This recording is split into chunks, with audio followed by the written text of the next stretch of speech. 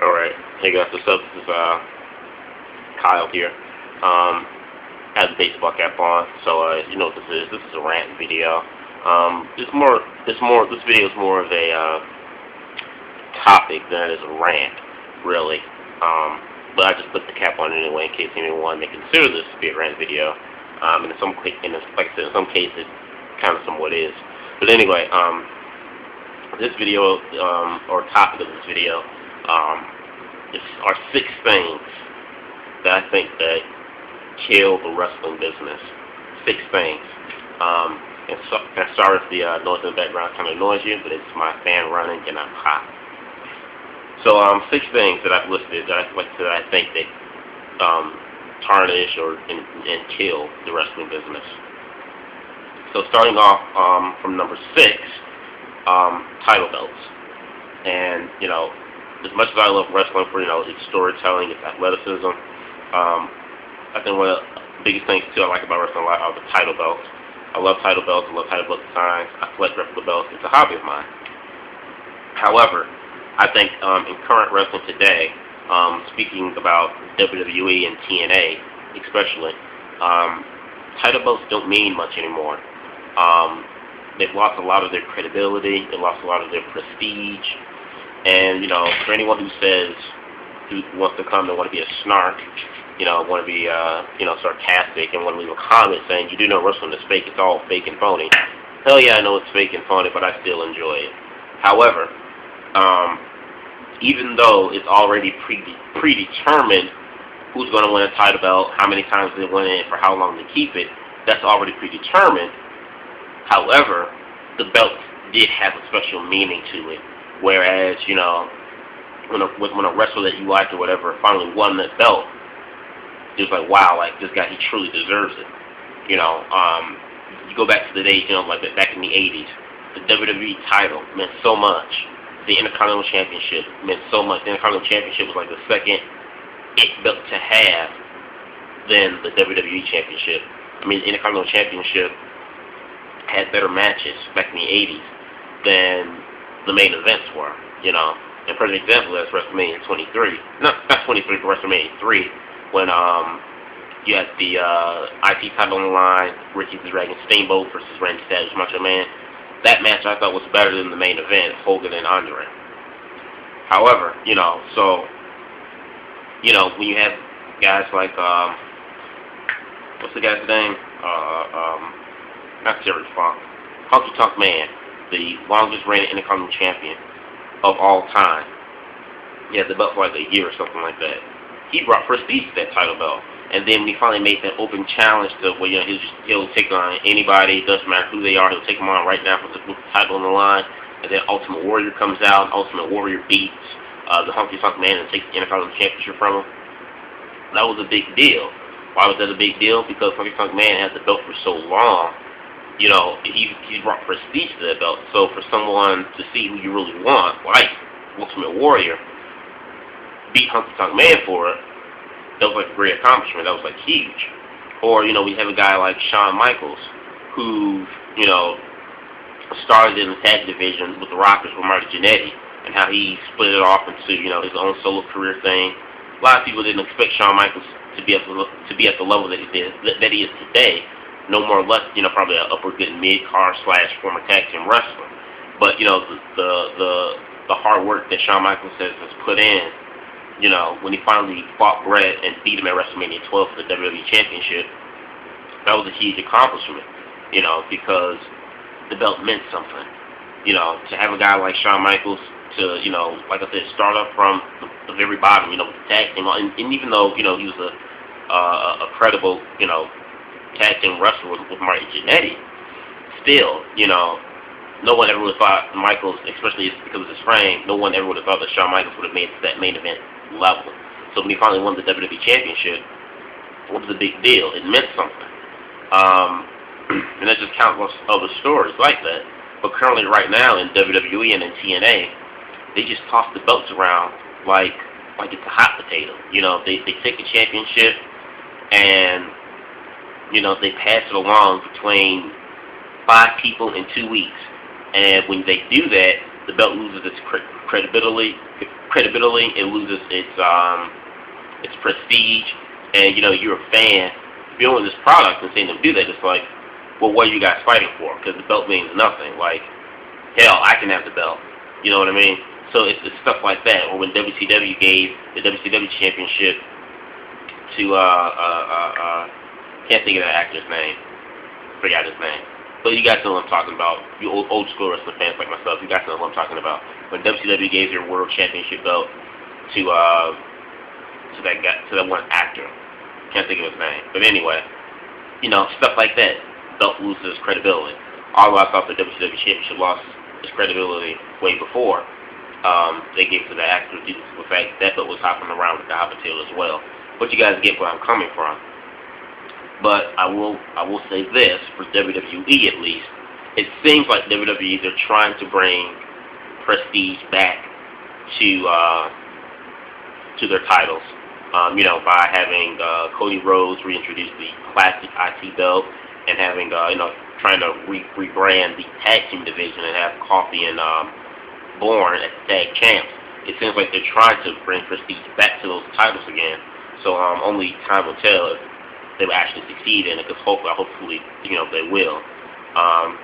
But another thing too, I also think that would bring prestige to title belts as well, is that the challengers and the great matches that the challengers would bring to the to the title holder. I think that's something else that brings prestige to a title. When you have a fantastic match between two wrestlers fighting over this belt, it makes the belt just seem that more prestige and special for when that guy actually wins it. Number 5 thing I think that kills the wrestling business, spoilers.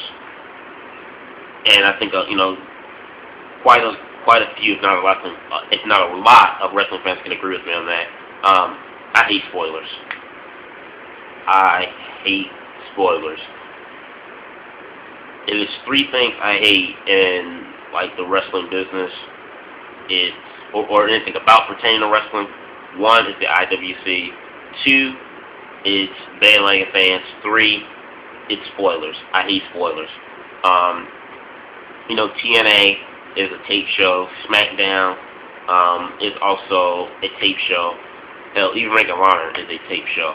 And I just hate when people post up spoilers. You have wrestling news websites and people who just make YouTube videos. They spoil stuff. I hate spoilers.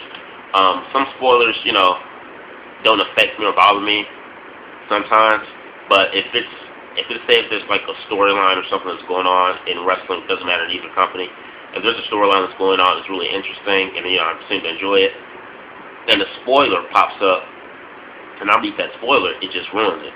So I always try to stay away from as many spoilers as I can as possible, because I don't like anything being ruined.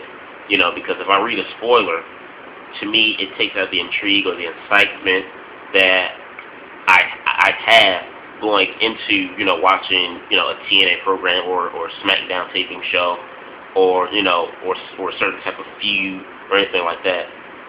I hate spoilers. And a lot of people have been saying SmackDown should go live when they had the Super Show a couple of weeks back, and I think it'd be nice to have SmackDown go live. But one of the reasons why SmackDown hasn't gone live on a consistent basis, only on special occasions they go live, is that I've heard that, well, according to Jim Ross off his Twitter, he says that the production and everything, the stuff that it requires for them to have to make SmackDown live, along with making Raw live, it'll cost extra amount of money. They spend quite a bit of money already to make Raw live every other week, and to do the same type of things they do for Raw that makes Raw live, and to do it for SmackDown, it would just cost way too much money. And this was from Jim Ross that he had mentioned on his Twitter, but this was last year or something like that. So maybe, I don't know, maybe times have changed. Maybe WWE, they can't afford now of making SmackDown live. It's been said, rumored anyway, that that they're still speculating, because the live shows they had gotten a couple of weeks back had such a high rating that they're heavily considering to make SmackDown live. So number 5 is one thing I think that that kills the wrestling business is spoilers. Number 4 that I think that kills the wrestling business, some of you may agree, some may not, wrestlers themselves. What I mean by this is that the believability of certain wrestlers.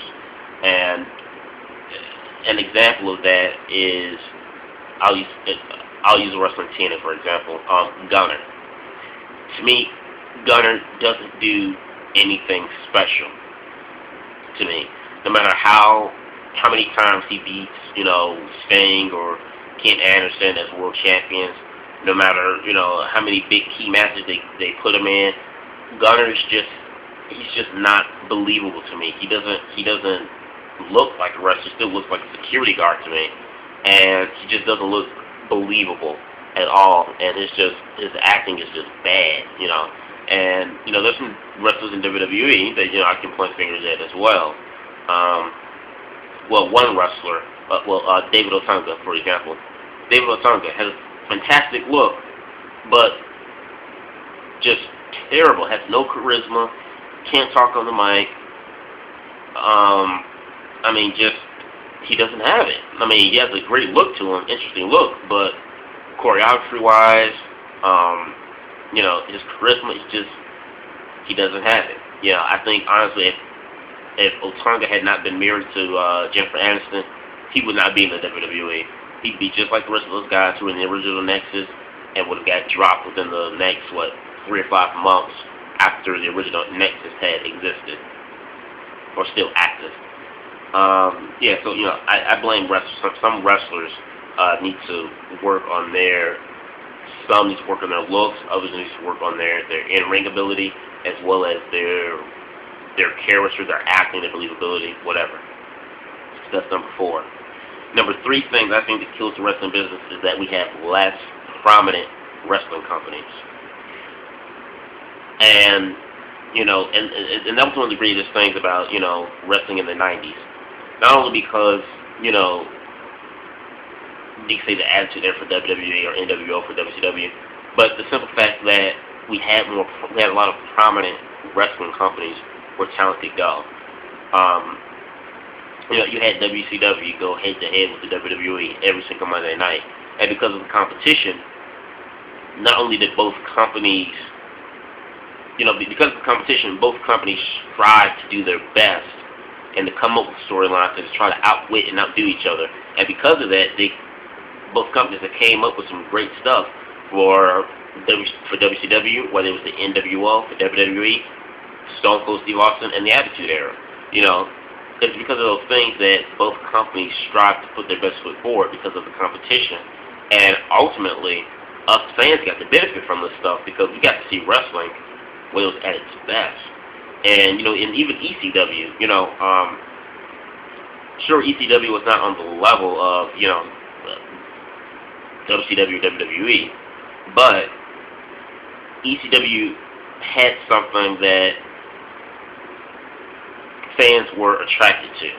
Now they didn't appeal to the masses like a WCW, WWE, but they did appeal to that wrestling fan that wanted to see something more than just a headlock and a twist and a backflip.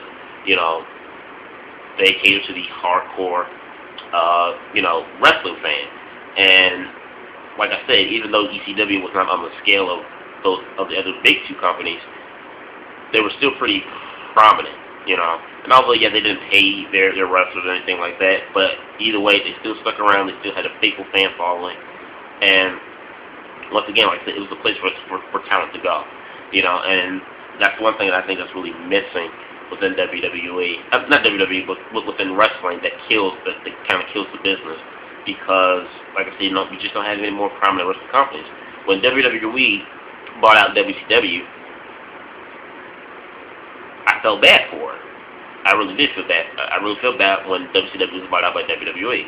Now, although I had stopped watching WCW from, summer of '99, I think that's when I stopped watching WCW. From summer of '99 all the way into the, collapse, I stopped watching WCW. That's my phone. I stopped watching WCW, but I still felt bad because I knew that, from a business standpoint, that's really it really wasn't good, because a lot of the talent that was in WCW, not all could come into WWE. And and it's kind of like that right now. In WWE, since they're so big and prominent now, they've grown exponentially even more since they bought out their competition. Where it's like, and I'm not saying any company who comes up to start, gets billions of dollars or whatever, and appeals to the masses, that they should go head to head with WWE, because I don't think any company can go head to head with the WWE. I think the one WWE's true and last competition was WCW. Once WCW folded, that's it. Like, no other wrestling company can or should compete with the WWE, because, like I said, WWE has grown so much more, it's become so much larger since then. Where they have their own crappy movie production studio, and they have other things that makes them that has made them bigger than what they were. But because of lack of competition, WWE feels, well, we can give people storylines or whatever, give them half-ass storylines, and they'll take it anyway, because we're the only prominent wrestling company in North America and on TV. So yeah, they'll take it. And as much flack as people give TNA and say WWE should buy TNA, I don't think WWE should buy TNA. Not at all. Yes, TNA has pulled a lot of crap over the last year and a half, maybe two. However, I think TNA still needs to be a thriving company, because once again, more places for talent to go. The one thing I want TNA to do is to get bigger than what they are, and to stop the bullcrap that they've been doing, like I said, over the last 2 years.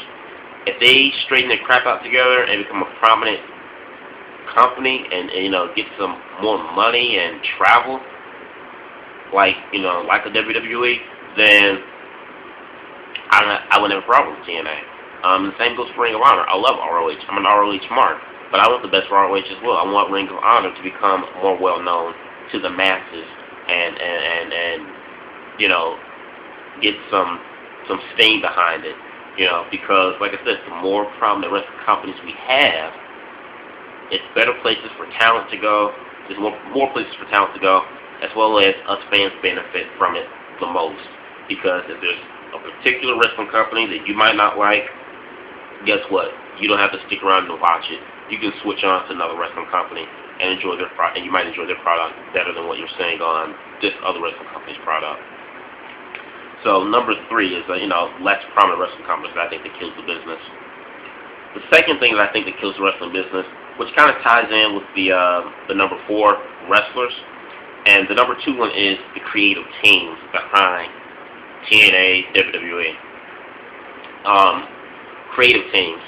Now, the creative teams, I think, kills the wrestling business in terms of, kind of like how I said just a few minutes ago about, less wrestling companies. We need more prominent wrestling companies, because, like I say, WWE just feels like, since we don't have any type of competition, we can just write up, a storyline that's just pretty much crap, feed it to the people, and they'll take it. And I think that it's part of creative's job to make things interesting and to keep fans in tune and to want to watch wrestling, and want to see what's going to happen next. Always keep the fans in the unknown. And I will give credit, lately WWE has been doing that. However, still, I think the creative teams are kind of partly to do why wrestling kind of sucks, because they come up with something just so ridiculous and stuff that doesn't really necessarily make sense, or they come up with ideas or storylines that just comes off as being unbelievable and just fake and phony and fictitious, where, it's like, this product is a bunch of crap, why would I waste my time watching this? And part of the thing that my number 4 problem that ties in with the 3 when I said the wrestlers is that creative teams and WWE, I'd say, especially as this, is that they don't give their wrestlers the creativity to be who they are. They don't give them freedom on the mic. They give them scripts to read. They you know, they come up with ideas and things for the wrestler themselves, and not let the wrestler kind of decide or have any say so in who they want to be and what they want to do. So yeah, and in TNA's case, creative team is so messed up because you have so many people. You have like 1,000 people that say they're in charge,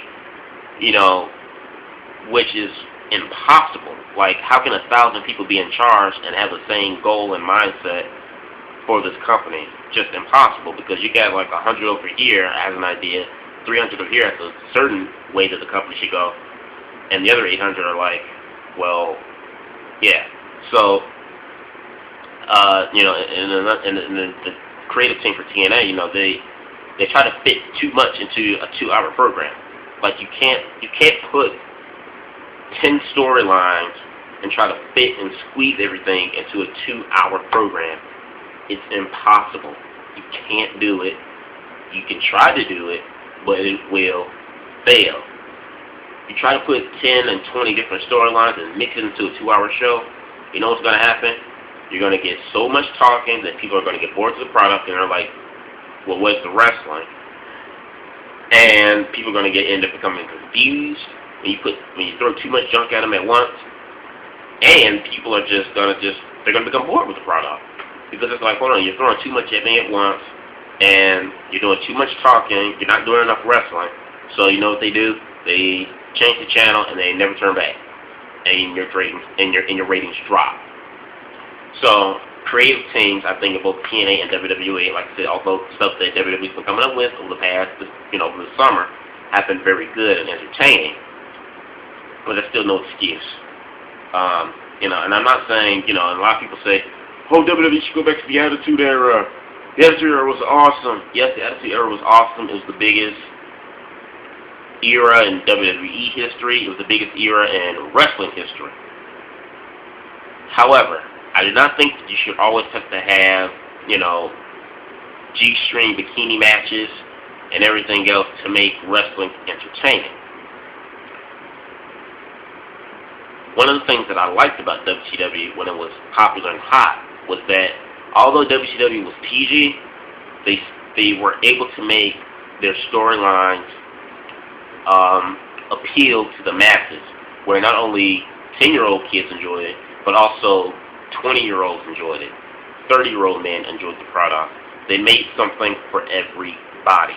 Now, before WWE made the storyline, with CM Punk and Money in the Bank and Triple H being COO, WWE, for the past 5-6 years, have been dedicated to no one but the kids. Simply just the kids. And when they do that, the older fans suffer because they're like, I'm a wrestling fan. I still enjoy wrestling. I want to enjoy wrestling, but I can't enjoy it because what you're promoting on TV is cornballish and it's too childish. So you know what the older fan does? The older fans, we suffer and we turn away from the channel and we switch to something like UFC. So I'm not saying that WWE should go back to doing, a lot of the sexual related perverted things that they've done in the Attitude Era, but they can make a product, and I think they should make a product where it's appealing to the masses. Make something where it's suitable for children to watch, but it also has something that has a real feeling to it, an edginess to it, but that can also attract the older fans as well. And that was one of the things that I liked about WCW when they were really popular from 96 to 97. Because children watched their programs. They didn't have anything explicit or anything like that, but they still made storylines that were appealing to the older fans, whether it was the NWO, Goldberg's Undefeated Streak, Sting being the, mysterious, icon that he is. They made things appealing to the masses. And I think WWE, like I said before, this CM Punk and Triple H thing had started this summer, WWE had not been doing that. Just now, WWE is starting to bring back those older fans. They have a long way to go, I think, but they're heading in the right direction. So the number two thing that I think that kills the wrestling business is creative teams behind wrestling companies. The number one thing that I think kills the wrestling business, kind of controversial, maybe not, I don't know. Some of you guys may agree, others may not. The number one thing I think that kills the wrestling business is wrestling fans. You didn't hear that? I'll say it again. The number one thing on my list that I think that kills the wrestling business are wrestling fans. Here's why. Wrestling fans,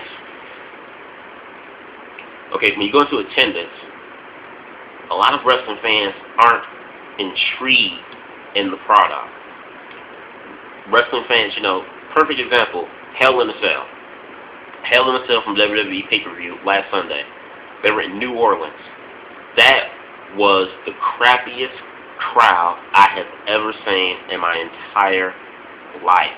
I thought Impact's crowd was bad, and that's bad on a regular basis. But WWE, you could hear a pin drop, you can hear crickets sing, you could hear birds chirping, and on that pay-per-view. That crowd didn't bulge, they didn't do anything. It's like they were dead. They didn't have a pulse, they couldn't breathe, nothing. I think wrestling fans kill the wrestling business because, one, they don't try to interact, in wrestling, or, they don't interact in the program, And some of the things that makes wrestling fun and enjoyable, besides the interesting storylines or the interesting characters in wrestling matches, are the fans. Because it's the fans' energy and being, and being, have that adrenaline that the wrestlers feed off on that makes the match, the quality of the match, and, just the overall product just magical, just makes it seem better. But instead, wrestling fans, like I said, they don't get into a match, they don't get into things, and part of that I do think is partially because of creative teams, because they don't make things interesting for the older fans or wrestling fans to get into to make it interesting. So part of that I kind of blame on creative team. However, another thing that wrestling fans do, and this part is more geared towards the IWC, which I kind of despise more, like I said, than anything when it pertains to wrestling. Because the IWC, they're wrestling fans, and what they do is they gripe and they complain about everything in wrestling. It's like nothing satisfies them. Nothing satisfies them. It's like an angry little baby. You try to give them a toy, they're not satisfied. You give them this, you give them that, they're just not satisfied. And the IWC are very picky, where they take stuff from WWE, TNA, and they just digest it. They just digest everything. They dissect it, they digest it, and they just rip it apart, and they just crap all over it. Now I'm not saying that wrestling fans should have to tolerate or deal with every bullcrap that TNA or WWE throws at us, but I don't think that we should dissect and just shit over everything that they do either. Let's be real here. Come on, let's be honest. And that's the problem that I think that kills the wrestling business, because wrestling fans don't interact as much like they should, or the ones that do interact in wrestling, they don't do it from a fan's perspective. They kind of do it. They kind of do it from a critical position, where, like I said, they just take everything and they dissect it and they just crap all over it. Nothing satisfies them whatsoever. So so these are just 6 things that I list that I think that kills the wrestling business. So you let me know what you guys think on this topic, on the things that I mentioned that I think that kills the wrestling business. Anything that I might have missed, anything you agree with, don't agree with, let me know. Comment, subscribe, and I will do a TNA Impact review tonight. Didn't do it last week because I was too tired, but I will do one tonight. So let me know what you guys think. Comment, subscribe, like the video. Have a good day. Peace.